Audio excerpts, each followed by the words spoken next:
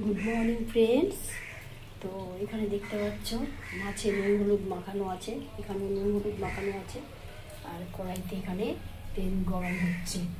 তো এখন ঠিক 8:30 বাজে আর আমি ঘুম থেকে উঠেছি প্রায় 4:15-20-তে। তো রান্নাঘরে ঢুকে গেছি। এখন আজকে রান্না করবো বিনস দিয়ে আলু দিয়ে পাতলা মাছের ঝোল আর দই কাতলা করবো। তাই জন্য এখানে এই যে দই কাতলা করবো বলে এখানে দেখো অর্ধেক মাছ বিনস আলু দিয়ে ঝোল করব আর এখানে দই কাতলা করব বাকি মাছটা। তো এক একজন এক এক রকম খাবে, বুঝতেই তো পারছো।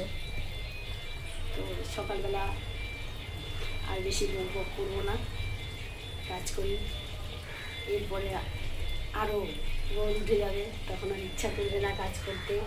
তো চলো বন্ধুরা, আগে রান্নার পর্বটা শেষ করে নিই, দুপুরে আবার পরের ভিডিও নিয়ে আসছি। বাই।